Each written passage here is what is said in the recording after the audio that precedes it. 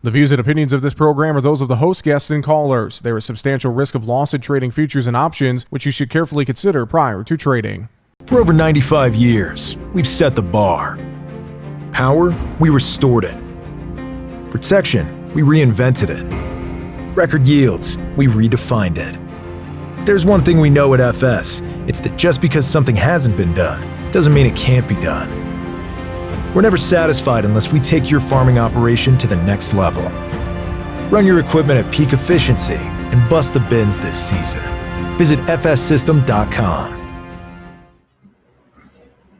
Well, as we started off the week on Monday, we found a little bit of strength in soybean oil and soybeans. Spring wheat also had a little bit of green on the screen, but largely the rest of the markets were quietly mixed. Is it the harvest type of malaise continuing, or just a lack of fresh headlines? What can we make of Monday's trade action? Well, here to help us walk through things, we welcome in John Heinberg with Total Farm Marketing. John, always good to have a conversation with you, and I hope you had a great weekend.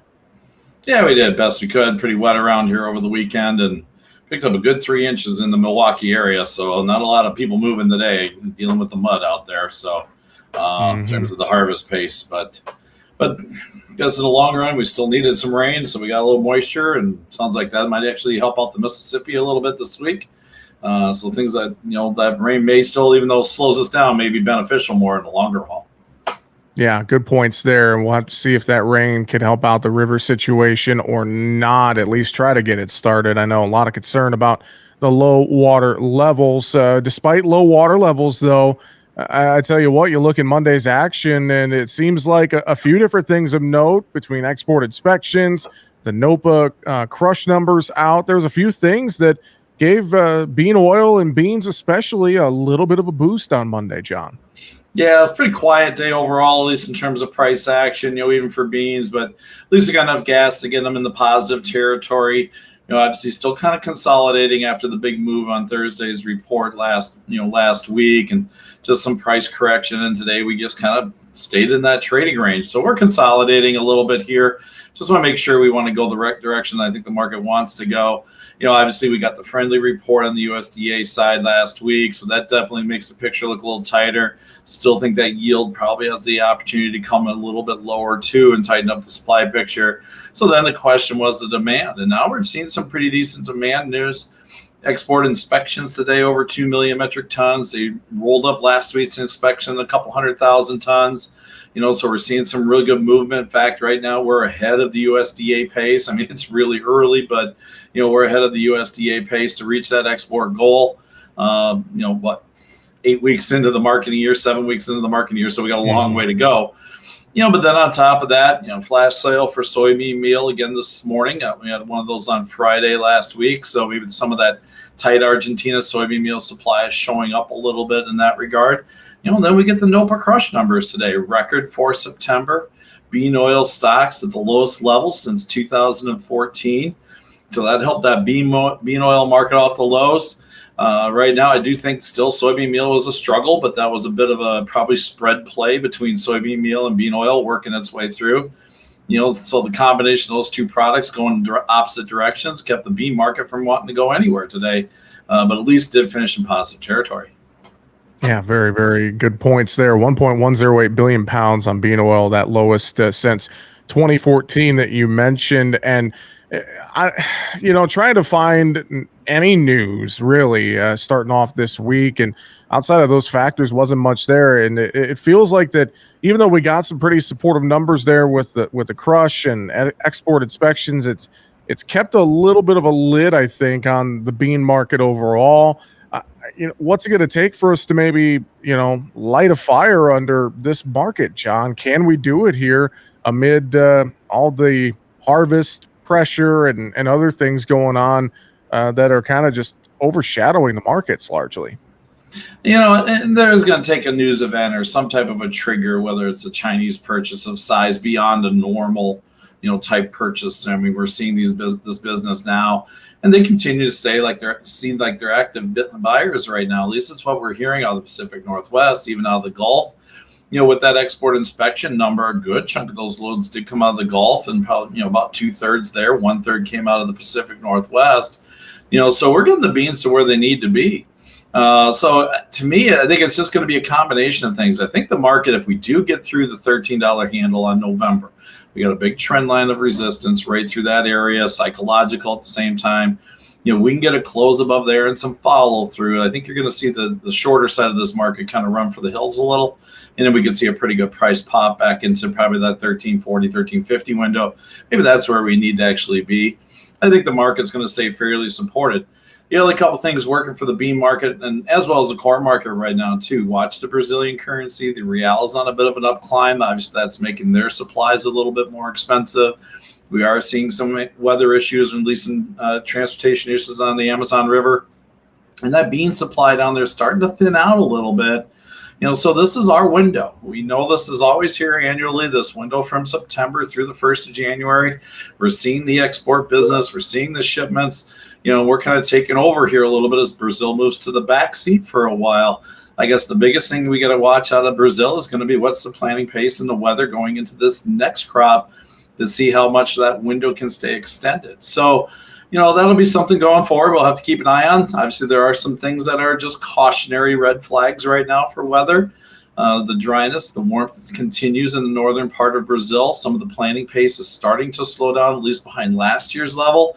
If that's the case, that could push that bean crop back a little bit. And that leaves our export window open just a little bit more.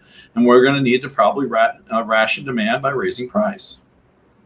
Well, I have to think some of the rain here in the U.S. last couple of days has given folks a chance to slow down a little bit. Maybe they've taken a peek at their marketing plan to see that, in the case of corn, we haven't moved a whole lot since they probably started rolling the combine. We're kind of hovered around this 490 mark here in D's corn. But one has to wonder, John, what are you hearing from customers? Are we storing a lot on farm? Are we selling it off the combine? That seems to be the recurring question that I get is what's the best play here? Should I be taking some of this to town? Should I be storing it on farm if I have the bin space? What are you hearing? What's the comments you're getting from your customers across the Midwest, John?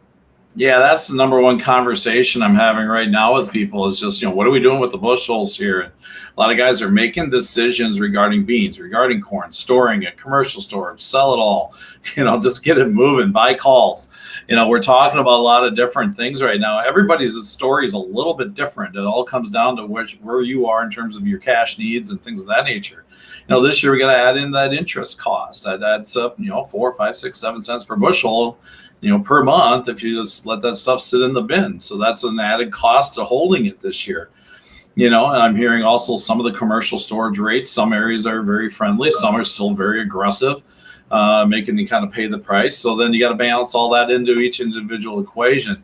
It's a difficult spot because we're really not at an up or a down market. I mean, obviously we're down compared to where we were during the highs, but I could see us go lower. And at the same time, I could see us take off and run higher, but I'm just trying to figure out where. So when you're kind of in the middle like we are, and a little bit of a limbo land, especially in this corn market, makes it a little hard to put 25, 30 cents or 20 cents into a call, because if it doesn't work, we've kind of taken kind of a weak cash sale compared to where we could be and weakened it up even more so. So that's something you got to ask yourself, how do you want to handle that? I do like strategies right now in terms of selling calls against the market. Let's challenge the market to go higher, sell calls against that carry so we can collect a little premium that way. Realistically, if we get, it's going to take something to give us a big rally for that call to really kick in. Maybe the best way is to try to pick up 10, 12, 15 cents on the top side and challenge the remaining bushels to go higher. So that's a different strategies out there. Obviously, it has some margin to it, so producers have to be ready for that. And the other side of it, too, I want to keep puts underneath this thing. Again, I don't like carry markets. The funds and managed money likes to sell. They're sitting in short Decembers. They'll roll them to March. They'll pick up that 15 cents and try to milk that out.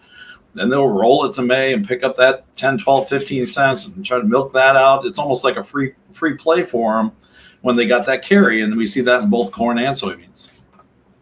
John, wheat market real quick. China's been in here buying some SRW wheat, and I wonder, is this a case of China just buying because they need to buy? Is it something else? Obviously China beats their own drum here, but very interesting that we've seen them in here buying SRW wheat as of late.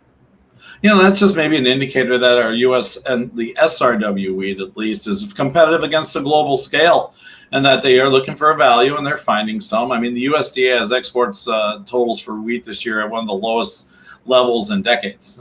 So any business is going to be good business. So we'll see how that plays out. It is a little bit curious, kind of caught the market off guard. I think it was some of the boosts we saw on Friday. It was, watching seeing that sale come in through the newswire. So we'll see if that business kind of continues, but at least maybe we're got to a point here where prices can stay supported because of the fact that we got some global competition and we're in the game as compared to maybe spring wheat or HRW. Those prices may still have a little bit of room to the downside, just to kind of stay active in terms of the global market. So it's encouraging to see. Again, they're supposed to be sitting on large supplies of wheat, but the Chinese are value buyers, and they must have saw some value here at this point and stepped in. Some of that could also be some of the concerns regarding Argentina and weather and some of their wheat availability, Australia and their wheat and their availability possibly down the road. So maybe they're just kind of hedging their bets a little bit, making sure they got some wheat covered, and they're picking up some U.S. bushels. We're having a conversation today with John Heinberg from Total Farm Marketing. John, let's go over to livestock. Cattle, hogs, really just felt like we were chopping around trying to find direction in both markets on Monday. Cattle first, I know we try to eke out a few green numbers in fat cattle while feeders found a little triple-digit pressure. What's your take on this cattle market? Was it just the case of just chopping around trying to find some direction to start the week, or something else? Feeder cattle first. That market scares me a little bit, just the way the charts are looking. We thought maybe we'd get a little bit of a turn, and now we're right back down to the bottom of the range. We'll have to see if we can hang on here. Great. If not, we break through. We've got some room to fall, and that might lead that live cattle market back lower. I'd really like the turn we put in the live cattle market last week. We saw some decent follow through and consolidation here on the top end. But it's just a window right now. I think we just need to get a couple things together. Now, cash did come in a little firmer last week. That retail value, as soon as we dropped under $300 in choice carcasses, we saw the retailers step right back in. So it tells us that's a point of value. So that keeps things kind of supported. To me, it's still about money flow. We've seen the funds get out of some of their long positions here. Prices went down as open interest has also declined. So now it might be a window that maybe they can come back in. But I think we're going to need a bit of a signal, whether it's stock market trying to break out. Good day today in the S&P again. So we'll see. We're in a bit of a seasonal window where maybe that can kick in. That cattle market, if you look at when it rolled over, it's kind of when the stock market rolled over. We find a little footing. When it finds a little footing, now if we can see things maybe kick back in there as we move into the end of the year, that might just bring some money back into that cattle market just on the pure aspects of maybe there's a little bit more money to spend on beef. Hogs, well, here we go. October contract goes off the board. Now December's the front month, 68.30 on the close on Monday. You got a cash index around 82. So, one has to wonder here going into the fourth quarter, John, will we go down to match up with the front month, or will cash hold steady and front month come up? I'm curious to hear your thoughts in this hog market right now.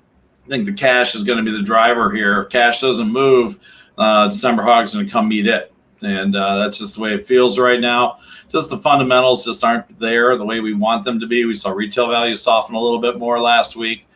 So right now the hog market looks a little scary to me, at least in terms of at least a possible go retest of that most recent lows. Even though we got that premium of the October contract coming off, does December want to step in? That's going to be the big key going forward. But right now, it just feels like we're on a bit of a slippery slope here. You seem to have more hogs out there. Hog numbers on slaughter are good, and that's just going to make it difficult as packers don't need to bid up here, at least in this window with supplies relatively available.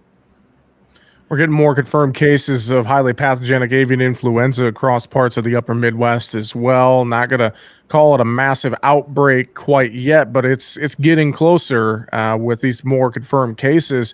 One has to wonder, if we do see a massive outbreak of HPAI, could that have an effect on beef and poultry and domestic demand, maybe driving more folks to beef and, not beef and pork, not beef and poultry, to drive more folks maybe to some of those cuts of the meat case if we start to see some impacts on the poultry side, John? I think that could be a possibility. Again, consumer sentiment is something that fluctuates very, very quickly with headlines. And, even though there's probably no risk to the consumer, just the pure fact that it's out there will cause the consumer to flow away. I still think consumer debt, things of those nature, those types of items are big concerns to me right now. You look at where we are in that side of the equation.